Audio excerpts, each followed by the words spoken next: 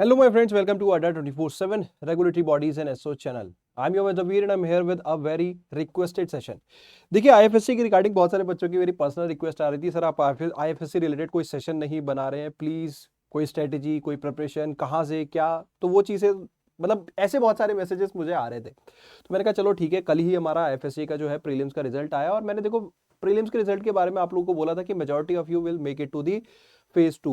अगर आपने sincere preparation की है, ठीक है, कुछ अप्स एंड डाउन्स चलते हैं, कभी कभी होता है कि हमारी प्रिपरेशन उस एक्सपेक्टेशन लेवल की नहीं होती, तो कुछ बच्चों का रह जाता है, तो वो डिसहार्टन होते हैं। होना भी चाहिए कि यार जिस स्टेज में हम इजीली क्वालिफाई करने चाहिए थे क्यों नहीं हुआ, तो एक असेसमेंट जरूर बनता है।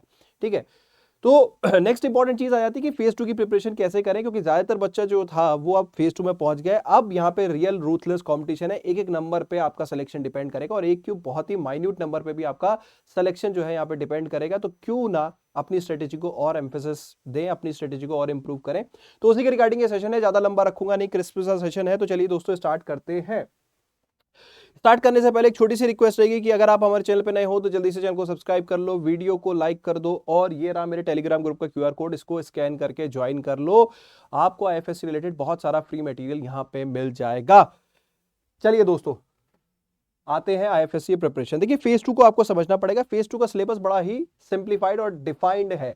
ठीक है, तो वो सिलेबस हमें अपने अकॉर्डिंग तैयार करना है। सबसे पहले जो सिलेबस को मेंशन किया गया है वो सिलेबस को आप अच्छे से रीड आउट करें और उसे अच्छे से समझें कि क्या क्या पूछा गया है। और जो पूछा गया है, मैं अगर बात करूं, सपोज 50 क्वेश्चंस वहां पे आते हैं, तो 50 में से almost 25 to 30 questions directly syllabus oriented ही रहेंगे, जिनको कई बार हमें ऐसा लगता है पेपर बड़ा इजी आया, लेकिन इजी होता नहीं, क्योंकि बाकी के जो 25 क्वेश्चन है वो कॉम्प्लिकेटेड होते हैं।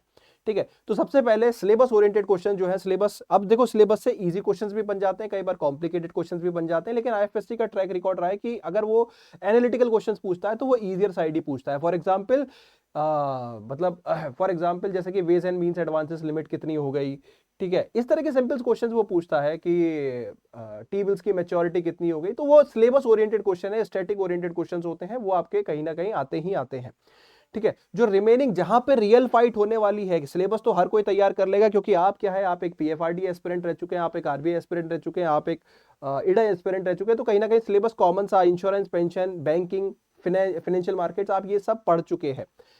फाइट कहां पे आती है? फाइट आती है फॉर द नेक्स्ट 25 क्वेश्चंस या 25 to 30 क्वेश्चंस, जो कहां से आते हैं। उसमें सबसे इंपॉर्टेंट सोर्स रहती है आपकी आईएफएससी वेबसाइट। अब यहां पे बच्चों को पता ही नहीं होता कि आईएफएससी वेबसाइट में पढ़ना क्या क्या है ना, क्योंकि जनरली आईएफएससी वेबसाइट कोई कवर ही नहीं करता। तो आईएफएससी वेबसाइट, अगर मैं आपसे बात करूं, आईएफएससी की एनुअल रिपोर्ट से आपको क्वेश्चंस देखने को मिलते हैं, 2 से 3, 4 से 5, डिपेंडिंग आईएफएससी कितना पूछना चाहता है। आईएफएससी सर्कुलर्स आपको पढ़ने होते हैं, ठीक है, आईएफएससी रेगुलेशंस आपको पढ़ने होते हैं। तो ये सारी इंपॉर्टेंट एस्पेक्ट्स हैं, इनको कैसे एक्सेस कर सकते हो वो मैं भी आपको दिखा दूंगा। तो आईएफएससी वेबसाइट आपको पढ़ना बहुत ज्यादा जरूरी है। ठीक है, एग्जाम ओरिएंटेड। देन आ जाते हैं आरबीआई के सर्कुलर्स आपको करने हैं, at least for past 6 months. SEBI circulars यहां पे आपको करने हैं फॉर द पास्ट 6 मंथ्स। थोड़ा सा पेंशन रिलेटेड डाटा के बारे में आपको अपडेट होना चाहिए कि यार पेंशन में, जैसे आप एनपीएस की वेबसाइट पे भी जाओगे ना, तो आपको वहां पे मिल जाएगा कि कितना हमारा टोटल एनरोलमेंट चल रहा है, किस किस स्कीम में कितना चल रहा है, टोटल असेट्स अंडर मैनेजमेंट कितने हैं, टोटल सब्सक्राइबर्स कितने हैं अटल पेंशन योजना के, नेशनल पेंशन सिस्टम के। अब यूपीएस जो स्कीम यहाँ पे लॉन्च हुई है, उसके फीचर्स वगैरह के बारे में भी अपने को अपडेट होना चाहिए। ठीक है, देन अगर हमारा आ जाता है कि क्या हम पीएफआरडीए की एनुअल रिपोर्ट करें, क्योंकि बहुत सारे बच्चों का डाउट रहता है, सर आरबीआई, सेबी, पीएफआरडीए, इन सब की एनुअल रिपोर्ट्स भी करनी होती हैं आईएफएससी रिलेटेड। बहुत लोगों ने कहा क्वेश्चन आ सकते हैं।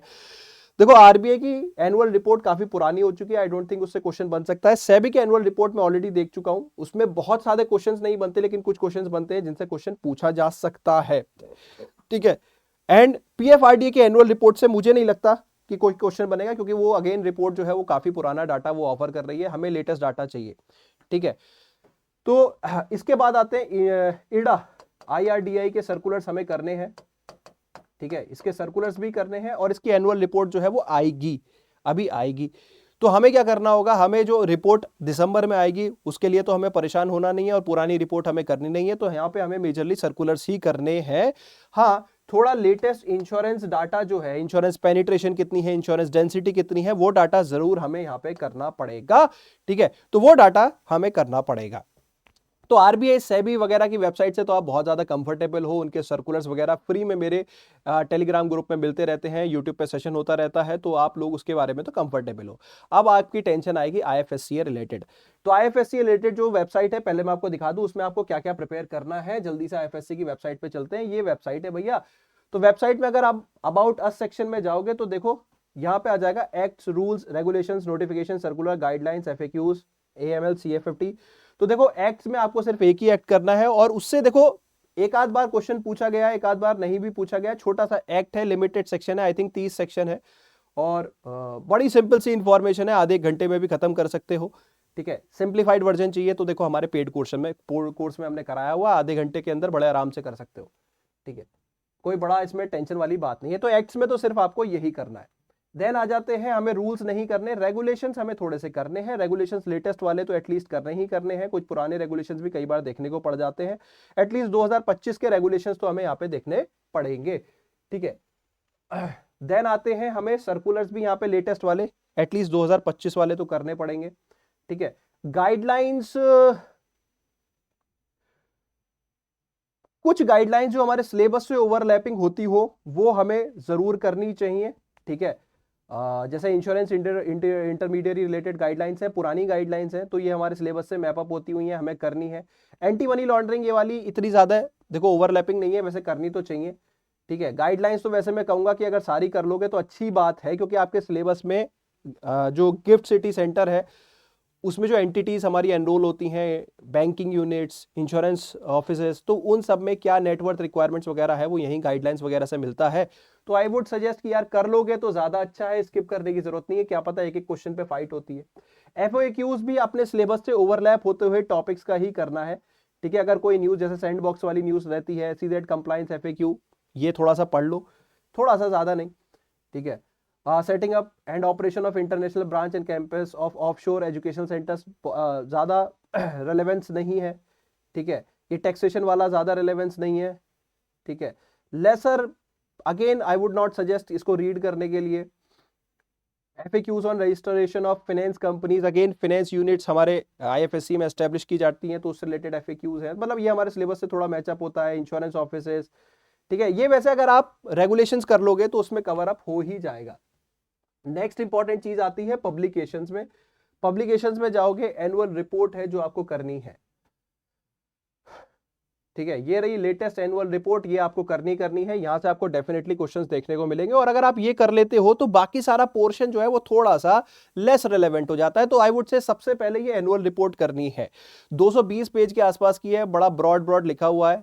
लेकिन अगर आपको इसकी ईजियर कंपाइलेशन चाहिए तो आपको मुझे फॉलो करना पड़ेगा, वो मैं टेलीग्राम पे आपको ये पीडीएफ प्रोवाइड कर दूंगा। ठीक है, तो ये तो बहुत इंपॉर्टेंट है, लेटेस्ट आई हुई है, अगस्त की आई हुई है, तो भैया ये तो मैंडेटरी ही है, ये तो करनी है, और इसी से आपका ज्यादातर पोर्शन रेगुलेशंस वगैरह वाला हो जाएगा। आप उसके अलावा चाहो तो सर्कुलर्स कर सकते हो, सिर्फ इसके साथ से सर्कुलर्स कर लोगे तो that would be more than sufficient. बाकी रेगुलेशंस हाँ थोड़े से कि जैसे जो डिफरेंट एंटिटीज है, banking units, insurance offices, financial units, उनकी नेटवर्थ रिक्वायरमेंट्स वगैरह कितनी होती है वो थोड़ा सा देखना पड़ता है। डिपॉजिटरीज की कितनी होती है, कॉर्पोरेशंस की कितनी होती है, वो थोड़ा सा हमें देखना पड़ता है। तो एनुअल रिपोर्ट के अलावा वो सारे फैक्ट्स करने होते हैं। ठीक है, तो this is it about this session guys. क्या क्या चीजें इंपॉर्टेंट है, क्या क्या नहीं है, तो पहले सिलेबस स्टैटिक पोर्शन जल्दी से अच्छे से याद कर लो, समझ लो each and every aspect.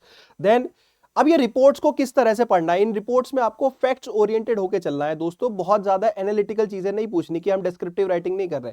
Simple सी बात है कि अगर सपोज कितनी आईबीयू यूनिट्स हैं आईएफएससी सेंटर में, 12 लिखी है, सपोज मैं एक एग्जांपल दे रहा हूं, तो 12, बस वो 12 पे ध्यान रखना है। क्योंकि आप क्वेश्चंस उठा के देखोगे तो बहुत ज्यादा एनालिटिकल क्वेश्चंस नहीं आते करंट अफेयर्स में। करंट अफेयर्स बोले तो ये सर्कुलर्स वगैरह में या एनुअल रिपोर्ट्स में, इसमें फैक्ट्स ओरिएंटेड आते हैं। ठीक है, तो फैक्ट्स पे ध्यान रखना है, सिंपल सी बात है। ठीक है, तो ये हमारा यहाँ पे सेशन रहने वाला है दोस्तों, सॉरी ये हमारा कंटेंट रहने वाला है जो फेज 2 के रिगार्डिंग जो आपको करना है। अब अगर आप चाहते हो एक डेडिकेटेड प्रिपरेशन, हैंड होल्डिंग, कि आपको सारा स्टैटिक मिल जाए, सारे ये सर्कुलर्स वगैरह एक ही जगह मिल जाए, कंपाइलेशन मिल जाए, तो भैया देखो फिर आपको आना पड़ेगा हमारी वेबसाइट पे। वेबसाइट पे ये हमारा कोर्स है आईएफएससीए का फेज 2 के रिगार्डिंग, बहुत ही रीजनेबल प्राइसेस रखी गई हैं, हम आपकी पॉकेट पे कभी भी बर्डन नहीं डालते। ठीक है, तो लीगल का भी है, जर्नलिस्ट का भी है, बहुत ही रीजनेबल प्राइस है। ठीक है, और आप चाहो तो इसमें एनरोल कर सकते हो। ठीक है, ball is in your court, कोई प्रेशर नहीं है। यूट्यूब पे भी बहुत सारा कंटेंट आपको फ्री में मिलता ही है, तो आप सिर्फ चाहो तो यूट्यूब पे फॉलो कर सकते हो, नहीं तो इस कोर्स में भी एनरोल कर सकते हो। The code is Y581। Prices all time low चल रही है, क्योंकि अभी आई थिंक ये सेल ऑफर है, मुझे नहीं पता जब तक आपको ये वीडियो मिलेगा ये यहाँ पे रहेगा कि नहीं रहेगा, तो थोड़ी सी प्राइस बढ़ भी सकती है या ये ही रह सकती है।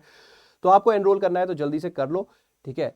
और this is it. I think आपको एक स्ट्रेटेजी किन टॉपिक्स पे कितना काम करना है, सबसे पहले अपना स्टैटिक खत्म करो जो सिलेबस मेंशन है, उसके बाद करंट अफेयर ओरिएंटेड, बहुत ज्यादा ये बैंक टाई अप वगैरह नहीं चलने।